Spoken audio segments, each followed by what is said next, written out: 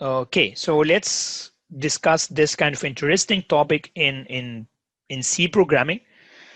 So one thing that is a limitation in C compared to almost any modern programming language is that C is not OOP, is not object oriented, which means you cannot create classes, for example, in C. Okay, so hopefully we should be good. I hope you can still see the slides. So yeah, what I was saying is C is not an object-oriented programming language, which means you cannot create classes. And we will see in Java what really we mean by OOP and why it's very powerful, right? But C has, to some extent, limited support for that. And this is done through structures. So if you are familiar with classes in Python, I'm not sure if you covered this in your first year Python course, but structures, you can think of this as the early version of a class. So what is the mentality behind all of this? So for those who attended the tutorial in the morning, because lab 3 is already building on structures, you see the need for structures. And let's discuss this a little bit more. So what we said in the morning is, assume you want to create a database for the students, for example, in 2SH. We have, I don't know, like 280 students. Every student has his own grade in labs, in midterm, in final. A student has an ID and first name, last name. So one student is one entity, right? The problem is this student has multiple members or components. Like, as I said, the name, which can be a string, the ID, which usually an integer, you will never see like a negative ID, for example, or a float point ID. So it's a positive integer. And then also grades can be float or double. So one student can have multiple members that are associated together for the same student, and they are of different types. So far, with our knowledge in C that we discussed until now, we have no way in C to do that, right? Because you can think of, I can have an array of students, but array, all the elements of the array has one type, and that's a single type. You cannot have one entry that is double and float and int in the same type, right? So the way to do this is through structures. So a structure is allowing you to define your own type, and this type can have multiple members. All are within your own structure, which in this case can be a student that has the ID and the first name, last name, and grades, right? So one other example or motivation in structures, assume we want to write like a math library or something to deal with math equations. So we want to deal with monomials. So monomials is something that is like a number multiplied by x to the power something, right? It has a single term, like 5x to the power 2, for example. The problem here is you have, if you look into this monomial, and select the pen here, if you look into this one, you have two different elements, the coefficient and the power, correct? And although you can assume that the power is an int type, the coefficient generally is a floating point or double type. For example, we can have a 0.3 as a coefficient or a negative number 2.3. So these are two different elements and they can be of different types. And the interesting part is it's very hard to deal with these two members separately because both they are representing one entity, right? Which is your monomial, like 5 multiplied by x to the power something. So the coefficient and the power both together construct the monomial. If you separate them, dealing with them would be very hard, right? So if we want to handle these values using the same name, which is our monomial, then we said, can we use arrays similar to the student case? No, because in arrays, all the array elements has to be of the same type, and one entry holds only a single value or variable. And the way to do this is through structures in C. So simply you define your own structure, which is using the reserved word struct. Inside the structure, you put all the elements, or what we call the members of your structure. Here we have only two members, the coefficient and the power. As you can see, the coefficient has the type float, while the power has the type int. And then you give your structure a name, mono1, for example, or monomial, or anything, right? By doing this, you define the structure called mono1 that has two members, coefficient and power, and you can deal with mono1 as one entity together. And this is the important thing about structures, or as we'll see later in Java classes as well, that you have multiple things one big entity that has multiple members, but it represents one abstraction. Here in this case, it's a monomial. In lab, it's a student. So all of them you can call using like a single name, right? Like mono1 here. So what we do here is declaring a structure. We will see in next slide different ways of declaring structures. And yeah, it has two members, and we already discussed this. One way of initializing the values, as you will see, you can refer to the members using the dot operator. And this is the first time we see the dot operator in C, because it can be read as the member of. So we are accessing mono1, which is our structure, dot coefficient, which is the coefficient of mono1, and we are assigning it the value of 0.3, and then the power, the value of 4. Is there any question so far?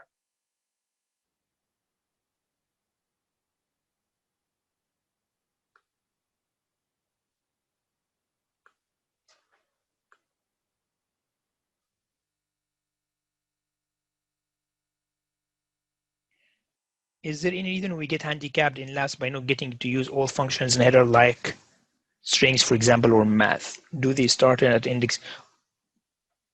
I'm not sure if I get interrupted for a second or so, but you guys please confirm you are hearing me.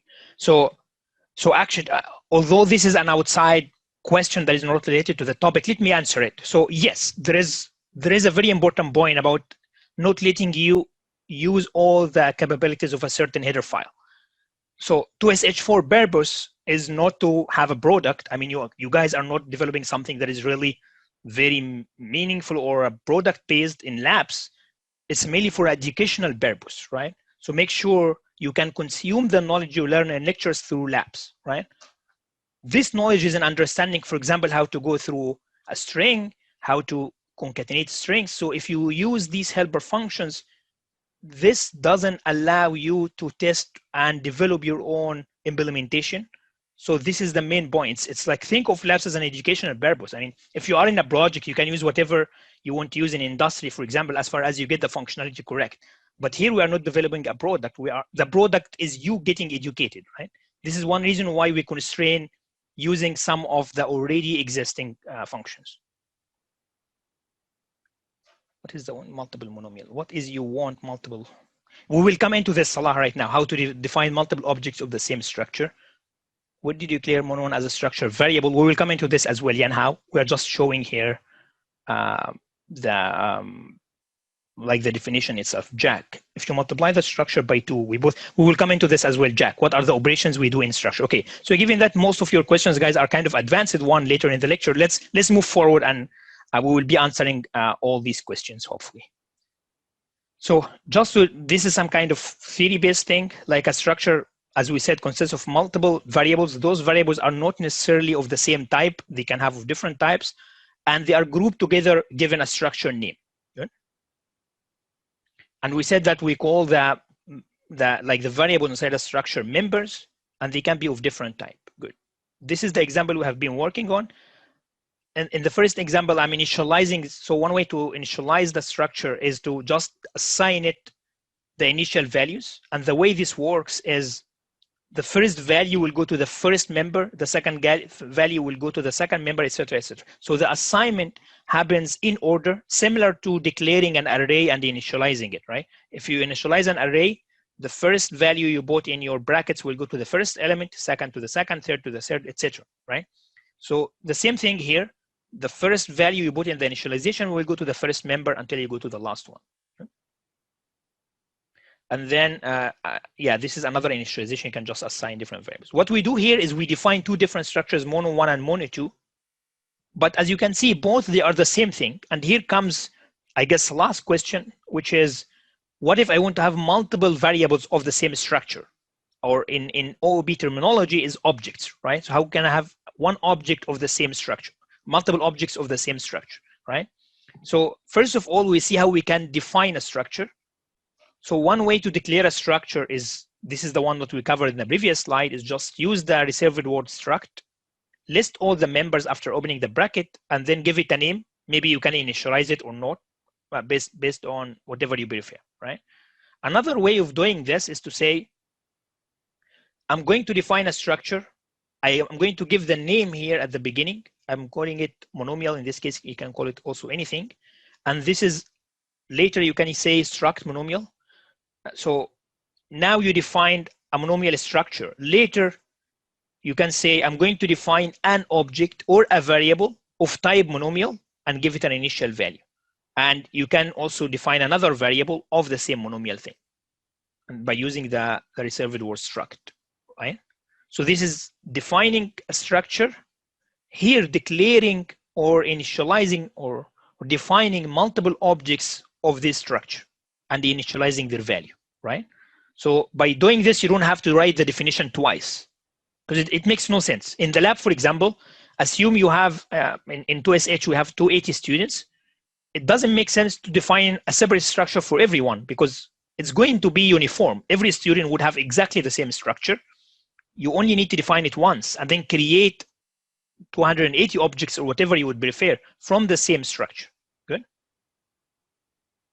So by doing this, each time I need to define an object, I need to use the reserved word struct, right?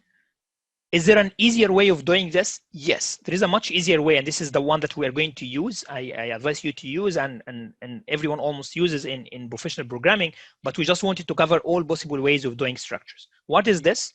It's to use a reserved word called type def or type definition, right? Why type definition? Because as I started the lecture with, structure is nothing other than a normal variable that C allows you to define yourself. So you come up with your own type. So you can deal with the structure as an int later, like a normal type where you can define objects of or members or variables of, right? So to do this, this is what we used in the previous slide. The thing that we add here is we use the type def to define or to give another name to our structure. We call it Monom. Later, each time I want to define variables of, or another way of doing it is just write the type def directly in the structure and then here Monom. So this one is the one that is most commonly used because it's the easiest. So let's just explain it a little bit. All what we said before was just for, I would say, making sure we comprehensively cover all possible options. But this is the one that really makes most sense and the one that is, if you understand, I guess it would be enough to use, right? You define or declare a structure as follows.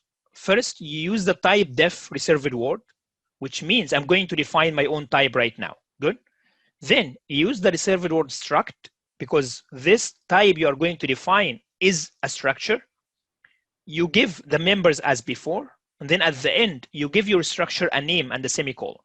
By doing this, later, you can just define any variable of the type monom, similar to when you say int x, you can just say monom x, right? So you can use monom as if it's your own type, right? So this is what you really, it's the easiest to use first, and second is the most straightforward way to write a structure, define it, and later declare objects. So if you got questions here, please ask.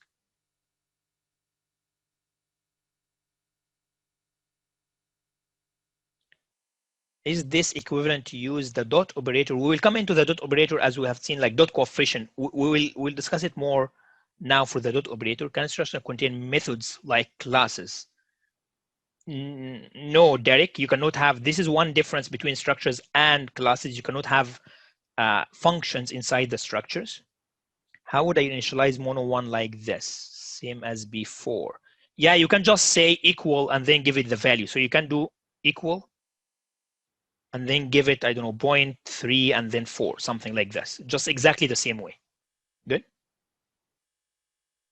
Okay, so given now we know how to define structures easily, let's go through some of the examples, and we will take the question about the dot operator. So as we said, the dot operator can be read of as the member of. So for example, after you here declare, so here you declare your type. Here you declare an object or a variable of type monom, and you call it mono1, and you initialize its values. Later on, you can deal with the members of mono1 by using the dot operator. For example, mono1.power should give you the 4. If you increase, like pre-increment mono1.power, you can use whatever math operation you can use the ends, because at the end, mono1.power is a simple int, right? Just an integer here. So any operation you can do an int, you can really do in mono1.power. Good. So if so far we are good, we will start making things a little bit complex by combining structures with pointers, because pointers will come always in anything, right? A pointer is the address of a certain variable. We just said right now that a structure, an object of a structure, is also kind of a variable that you define its own type. So you can define a pointer to a structure. For example, here, I can define a pointer of type monom, which means it's going to point to monom, and it gets the address of mono1. Now, if you want to access the elements of mono1 through pointer, if you forget about this line, what is the way I would be able to access the elements of mono1 through pointer? From what we discussed in the previous two lectures, the most straightforward way is, okay, here I have mono1. Here I have my pointer. By this line, I'm assigning the address of pointer to mono1. So if I want to access the elements of mono1 or deal with mono1 through the pointer, the only thing we know is dereferencing, right? So you can just say pointer. This is completely equivalent to say mono1. And then later you can use say dot power, for example, right? Because what we do here is dereference pointer, which is giving you mono1, and then you can use the member operator. An added feature in C, which helps you access the elements of the structure directly through the pointer without dereferencing, is this arrow thing. This is completely equivalent to this one, right? And instead of just doing dereferencing, you say pointer, because it's a pointer for a structure. To access the elements, I will use the arrow, right? Which is completely equivalent to the dot for the structure itself. So the general rule is, to access the elements of the structure, you either need the dot operator if you are dealing with the variable structure itself, or you need the arrow operator if you are dealing with a pointer to the structure. Good. We will see some examples if this seems to be a little bit complex, but if you got questions, please ask. So the order in which the variables are declared in the structure determines how you declare the values when make, it determines the order how you initialize them, Arjun, in a way. Does the first value always correspond to the first? That's correct. Yeah, always goes in the order. For example, here, point 3 again will always go to the first one, but will go to the second one.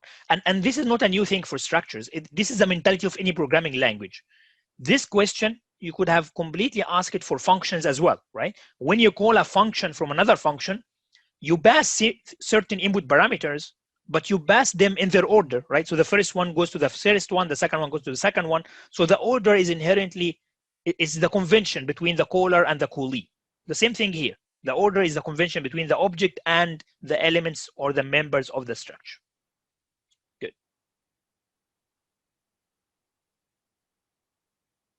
Okay, so structures and functions. Again, structures are normal variables, so I can deal with them by passing them to a function or returning them from the function.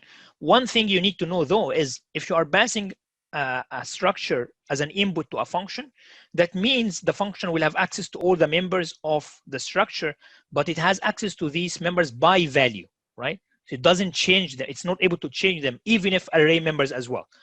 We know from before that arrays are passed as by default by reference, so the function can modify them, except that if they are members of a structure, right? Because you pass the structure itself, not the array. So in this case, everything is passed by value. Good. So here, let's have an example to make sure we kind of understand what's going on. Here, I'm defining a structure for our monomial. It has a coefficient power, use type def, and then inside the main, I'm just defining multiple variables of this monomial, and then I want to write a function called product. So let's, you know what? Let's try to implement this one. Let's see if we have enough time. I would just open the compiler, and hopefully we should have enough time to look into this.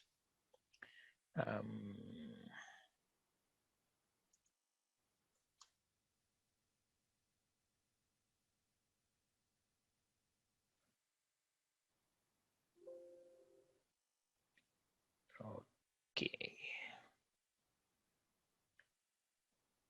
Let's take this for now as a copy. Give me a second and I will share with you the compiler one.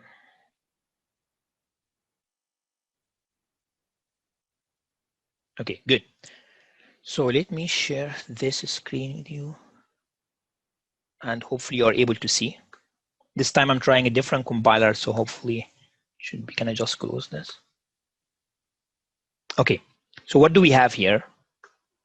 So I'm just trying to write the example that defines a structure, defines or declares multiple objects of the structure, pass it to a function, return it from a function. So it just summarizes all what we discussed, right? Using our monomial example. So here we just define our monomial. I guess, can you guys confirm you are seeing? We are good? Yes. Yeah. Okay, thank you. So is there a way to make this a little bit bigger? Okay. Does it get bigger at your side? Yes. Yep. Okay, good, thanks. So here we define this structure. It has the two coefficients, like the normal one we have seen multiple times in previous slides. Inside the main, I'm declaring multiple objects of this structure, mono1 and mono2. So, and initialize them, and then mono3. And then later what I want to do, the ultimate target of this exercise is to do the product, because we said this is representing a monomial, right? Like, for example, this one is something around 0.3. This is resembling 0.3 x to the power 4, correct? This one is 3x to the power 10, right?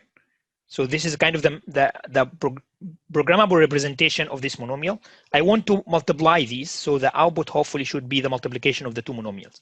How to do this? I want to write a function that takes two input structures, mono1 and mono2, and give me back the output structure. So just before jumping into the implementation of this function, something to know is how I'm able to use monom here as a type, because you declared the structure as a global variable in your file, right? You will see in the lab that I define the student structure in a completely separate header file. I call it student.h, and then you can include the student.h here, right? So this is similar to just prototyping a function. So this is how main has access to the type of structure, right? Monom. Now, if we want to write this function, simply we know that it should return something of type monom.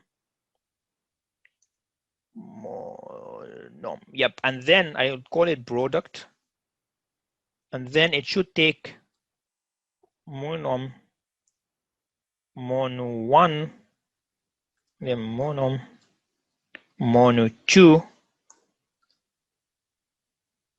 as input, correct? This is a prototype. You can see that I'm using monom as if it's int. For example, if you're defining a product function for two ints, you would say product int x int y, right? So the same thing, I'm using it as if it's a normal type. Then later here I can define my own function. I just take the prototype, and then here, let's see how to implement this, right? So what I want to do is I want to write my my product, how I can multiply two polynomials. Basically, you multiply the coefficients and add the powers, right? This is a simple math. So what you can do here is define a third, I can call it anything, result or output. And then I would say result dot coefficient is simply equal to mono1 dot coefficient multiplied by mono2 dot coefficient, right? You multiply the coefficients and then later you would add the powers, right? So it would be result dot power equal mono1 dot power and then plus mono2 dot power. And the last thing is I want to return this result. So I'd say return result, right? Now, if I want to check this, if it's working, for example, in the midterm, you were asked to check your function. Here, you call it, and then you would say, I want to print monom3. So you'd say print f mono3 dot coefficient equal, the coefficient is float, so it's f space mono3 3 dot, or maybe I just print them in a separate line. New line, mono 3 dot power equal yes, and then it's an int. I would do here mono 3 dot coefficient and mono 3 dot power. Right, so let's try this out. And run.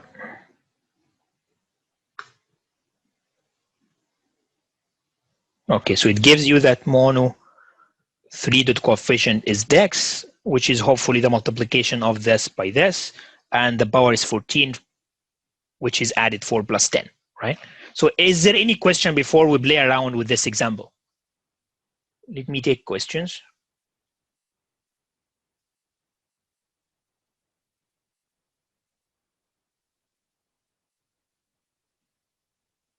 Yes, yes. Negative, like minus minus is just the decrement, right? I have a line just now. What is the mean? Oh, okay. Question: are keyword arguments like in Python supported when declaring structures? Keyword arguments. I'm not sure what you mean by keyword arguments, Noah. I'm not sure. Please, if you can clarify, I can try to answer this. How are we allowed to return a result? Why are we allowed? That's a good question, because you are allowed to return a structure from a function, right? So this is a general rule. You are allowed to return a structure from a function. And result is nothing other than a structure of type monom, right? Good. So now let's play around a little bit with this. What if, for example, I want to print, this is something that maybe not related to structures, but it's good to see or to understand that what we print here in printf is something that we can make a little bit human or representative. So if I want to print this as something meaningful, I would say, so, okay, I know that this is 0.3 x to the power something. So what I can write is to say, this is float, and then x, and then this, and then this should be d, then times the same thing equal the same thing. So I'm representing it as if it's a monomial. And then here, I'm really requiring 6 inputs, 1 for each, like 2 for each monomial. So here I'm saying mono 1 coefficient, mono 1 power, mono 2 coefficient, mono 2 power, and then mono 3. And then let's run this one. So what you will see in the output here, oh, did it? Yeah, so you see we represented it in a kind of a mathematical way, right? We said 0.3 x to the power 4 multiplied by negative 2.3 x to the power 10 equal to something. So you can really format your output in a way that is meaningful to you. If you are, for example, doing your summer project as like a calculator or something like this, it's better to have something in a meaningful output to the user, right? Okay, good. So what else we can do? So let me ask you, what if I want to change? So we said if I'm passing a structure to a function as an input, you can really change them. You cannot really change them because they are passed by value, right? What if I want to change them? Assume, for example, I want to write a function that exchange 2 monomials, right? So let's say I'm defining a function here. In fact, exchanging is, okay, exchanging can be done easier. But let's say, okay, let's say I want to do the following. I want to write another version of my product. I call it product 2, where I would say I want the first input to equal the first input multiplied by the second input, and then put the result back in the first input, right? You know this kind of operations where mono 1 equal mono 1 multiplied by mono 2. So I want to change mono 1, but I only pass them by value, so I cannot change it. What can I do? Can someone imagine what I need to pass in pointer, Nicole? Thank you. That's correct. we said before, anything you want to pass by reference, you really can pass a pointer into it, because what you need is the address, right? So in this version, I can just pass a pointer to mono1, and this would be simply it, right? And then in my second version, I can just simply say this should be void product2. This is a pointer. So here the first pointer is resembling passing by reference. As you can see here, the compiler showed me that, oh, you are using the dot operator for a pointer while you should be using the arrow operator, right? Because you cannot do this. So two different alternatives we discussed we can do. I can either do this, and in this case, I have to use the brackets because the member operator or the dot operator has high precedence. And in this case, I want this to be also mono1. I don't need the result at all. And I want this to be mono1.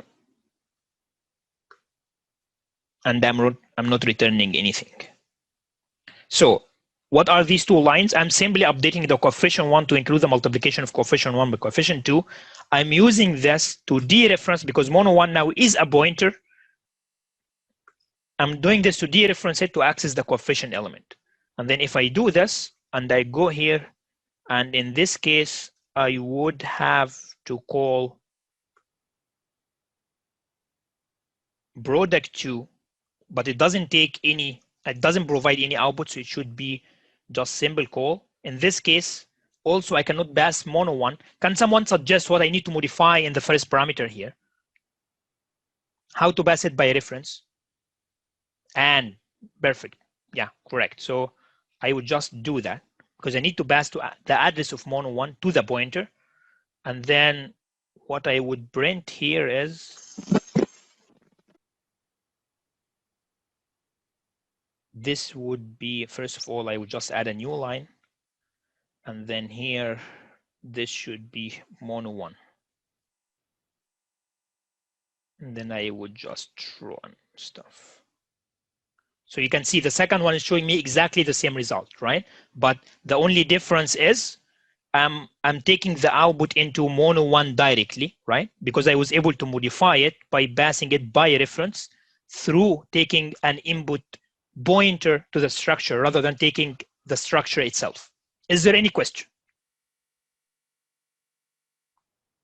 You need to put the brackets, Ishmam. Yeah, you need to. The reason is the dot operator and the arrow operator has the highest precedence across everything, right? So you need to put the brackets to do the dereferencing first before you do the dot operator. Now, that said, let's say I want to do a different implementation of this using the arrow operator. So how I would do it? In this case, I don't need the brackets. Come on. And I don't need the dereferencing. I can just replace this directly with the arrow. The same thing here. You know what? I can just even keep both. Just show you that both are the same thing. So in this line, I'm doing the dereferencing while, okay. Here I'm doing the dereferencing while here I'm doing the arrow operator. The arrow operator is the member of if this is a pointer, while the dot operator is the member of if this is a structure. Good? So for those that might get confused, this is the multiplication while this is the dereferencing. How the compiler knows this, the multiplication operator has both hand side and left side, left side. So it has two operands, while the dereferencing operator only has something on the right-hand side. So the compiler knows this by something called abstract syntax trees. You don't need to care about this, but the compiler knows the difference between this asterisk and this asterisk. Good? Is there any question in the difference between the arrow and the dot and how to pass something by reference, how to pass a structure by reference for a function? Why can't we just return mono1 normally without using a pointer? You can, yeah, Victor, for sure. This is what we have done in product function, but we were just discussing what if I want to modify an input parameter to the function itself, right? For example, sometimes you might need to modify both. And in a function, you cannot return two things in the same time. So in this case, you are forced to do passing by reference, right? Okay, so now let's discuss one last thing before we go back to the slides. Assume I want to really modify both. Also, this is related to vector question. So I want to exchange. I want to write a function to exchange mono1 and mono2. I would call it exchange. And then I would remove the implementation from, or maybe I can reuse some of the code. And here, I would call this exchange. In this case, I want to modify both mono1 and mono2, which means I really cannot return it. Right? I am forced to pass both by reference, right? Because you can only return one thing from a function. So how to exchange them? Simply just like replace, like both a temp variable, both the items there, and do it one by one. We are going to do two implementations for exchange. One of them is straightforward, which is related to something we need to discuss. Assume I want to define a temp variable, and then similar to the exchange we usually do. And then I would say I want the temp first to take mono1. There is something wrong here that I'll ask you about. And then I'd say mono1 equal mono2. And then I would say mono2 equal temp. Some of you already got this swap function or exchange function as part of the debugging question. There is something wrong in this implementation. What is that?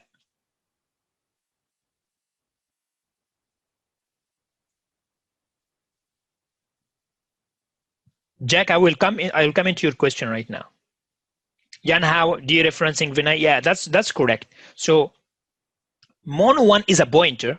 So if I'm assigning it to something, this is of type pointer, this is of type structure. So you cannot assign them to each other. What you need to do is to dereference the pointer to get the structure, right? And then really you don't want to exchange the addresses, you want to change the values. So you'd also do this here, right? So this is how you would exchange monomial values. One important question is, if I am assigning a structure to another structure, what does it really mean? Like I have many members, right? So I have the coefficient and the power here. So really how to assign a structure to a structure? What happens is if both structures are of the same type, you can assign a structure to a structure in C where like it will compare the members one by one. So the first member here will go to the first member here, the second will go to the second, etc., etc. And structure assignment is the only operation that is accepted for structures in C. For example, you cannot compare two structures, you cannot multiply two structures, you cannot subtract two structures. You only can assign a structure to a structure of the same type, right? If I want to implement it in another way, for example, what if I want to do a multiplication or something, you do what we have done here. Go through each member one by one and do the operations you want, right? Okay, for Jack question, which is why we are using, what is the difference between the arrow and the dot? The dot is simply used here, for example, if your object is a structure, right? There are no pointers at all here. It's just the variable structure, right? So it's the normal structure. While if you have a pointer that is pointing to this structure, you can use the dot operator, you have to use the arrow operator, right? So arrow works for the pointers, while the dot works for the normal structures. Good? Are we good? Is there any question before we jump back to slides? If you understand this example with what we have done, you really like got almost everything for today's lecture. So that's good. Can you return a structure because its name is not an address versus returning an array because structure holds multiple values with it? That's a good point, Nicole. You are correct. You cannot return an array from a function, although you can return a pointer to that array. And you can return a structure from a function because it's looked as a single variable, not multiple variables. So structures in C are not seen as data structures, like as something that holds multiple values.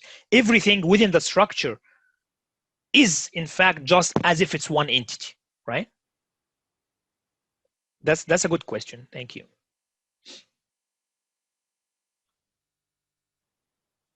Okay, so I will switch the sharing, going back to the slides. So now I'm back into the slides. If you don't see it, please let me know. So we have discussed the product already. We have went through all the example here. We have done the thing and we return it back. And we also discussed product by reference. We have discussed this. We have also discussed using the arrow operator. Good. Yeah, operations and structures we also discussed by example. We said assignment is accepted in C, so you can assign a structure to a structure of the same type. One question that I was expecting but I didn't get is, what if I define two structures, like for example mono and bully, like for polynomial for example, and then I assign one object from here to one object from here. This is not allowed. The compiler will give you an error. The reason is both structures for the assignment operation have to be of the same type. Otherwise, you cannot match like members, right? So it will not work. You can also take the address of a structure through a pointer, which we have done. Something that is very interesting is you can use the size of operator. This size of is really a legend here, because you can use it for anything, a pointer, an array, everything, even including structures. And you cannot compare structures, as we said. So let's say, yeah, so we have seen a very simple example of a structure that has members, but what can be the members of a structure? We said ints, doubles are okay. You can also have a pointer, which is like the month here, which is a string of arrays, which it can also take an array as an input, as a member. Assume for, and this is what you are going to do in your lab. The student structure would have a character array or a string for the first name and another one for the last name. Another interesting thing is a structure can in fact have another structure as its own member. Like for example, here I'm defining a student structure that has the name and a variable that is called birthday of type date, right? So I'm defining here, I'm defining a variable of type structure as a member of another structure. That's also allowed. The only thing that is not allowed is to define a variable of the same structure, student, as a member of itself. So a structure cannot be a member of itself. Good? That's a general rule. Well, is there a way to go around this? Yes. How to do it? With our other legend, which is the pointer. So you can have a pointer to a structure of the same type as a member of this structure. Can someone think of anything that can this be useful? Like why this thing can be useful? It has a very, very common linked list, Mark. That's correct. So what is a linked list? You guys, we will see this by the end of this course. And 2SI is all about this kind of data structures. Why I would need, so let me go back to my question for those who didn't get it. So why do I need a pointer of the same type of the structure as a member of my structure? Usually we only discussed arrays so far, but there is a very common data structure. When I say data structure, is the way you organize your data in the memory, right? One of the very common data structures is linked list. In a linked list, you have a certain node or like an entity or one entry in your database or in your data structure. And then this one is pointing to the second one. This one is pointing to the second one. Pointing means has a pointer. It has the address of the second element, right? So now you need a pointer to this entity, but this entity and this one are of the same type, right? So this is, if this is a student, this is also a student, which means you need, as a member of this data structure, a pointer to itself, right? This is how we build linked lists out of structures and pointers in C. A little bit of kind of an advanced topic, we will come into it later, right? Okay, so another thing before we conclude, I know we are almost, are we over time? Let me check that. Good, so the last thing we discuss is arrays of structures. like we discussed pointers of structures, but the structure is a normal variable, which means you can declare arrays of, right? I guess by checking the time, I just triggered Google Assistant. Okay, good. So can I declare an array of structures? So for example, in the lab, you would need to create a list. It's dynamically created list of students. Okay, you just need to stop.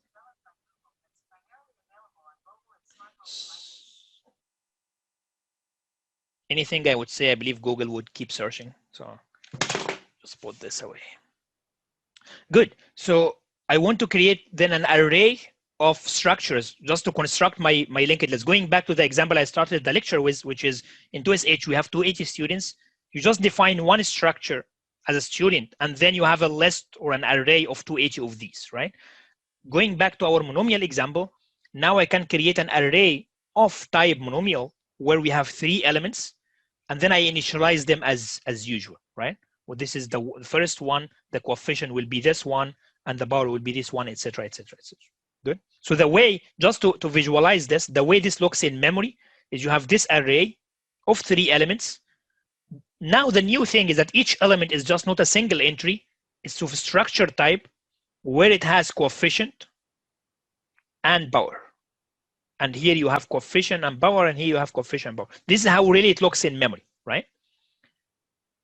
And to access a certain element here, for example, poly2 takes you to 0, 1, 2, which is this one, and then taking a certain element would be, or a member would be poly2 dot coefficient, which gives you this one. Good. So for example, poly2 coefficient here, this coefficient is the first one, this gives you 6, and the power gives you 5, right?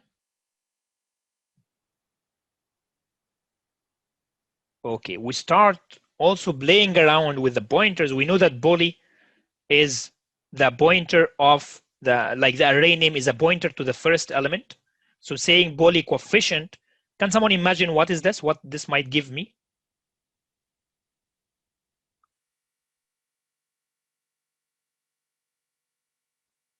Yes, negative 1.2, that's correct, because poly, the array name is pointing to the first element, its coefficient is negative 1.2, and poly plus 1 goes to the second element, and power gives you 9, correct? Good. So these are statically allocated arrays, not very interesting, a little bit more complication. Let's dynamically define a list of structures, and really this is what you're doing in the lab. So if we are now building on top of the last lecture. So if you know last lecture, this is no new information for you. You are just dealing with a structure rather than dealing with ends or floats, right? What I'm doing here is I have a structure of type employee. And then what I'm doing is I'm doing a malloc for a list of, if you remember from last lecture, you first start by declaring your hash or the array of addresses or array of pointers, which it has the name employee, and this is why it's a double pointer, because it's a pointer to a pointer. And then you say I have 10 of those, which means you have 10, and each one of them is the size of a pointer of type employee. And then later you have a for loop. Now the for loop goes into my drawing. So this is the one we will conclude with. So I know we might have reached the time, so no worries. This is your employee. And this is your address, what we call your address array, right? And then later, for each one of them, you have you would be doing an allocation of a size employee. So what we do here is each one of this is going to have an employee structure, an employee structure, an employee structure, right? So one exercise you might try at home, something I was doing as a quiz previously, is now we do it simply because each one has a single entry, which is a single structure, right? What if really I wanted to be similar to the previous lecture, which is multiple employees? Why I would put multiple employees in a 2D grid? You can think of, for example, each one of this is a department in your company, right? This is sales department. This is like the second pointer is for, I don't know, marketing department, engineering department, etc. So now you have a way of looking into all the employees of a certain department through this hashing or through this address address array. But here is does a symbol of each one is going to point to a single structure, right? Then you enter them one by one. Good. Is there any question here? So we are done with today's lecture, so you guys are free to leave. I would again remain for a few minutes to take questions.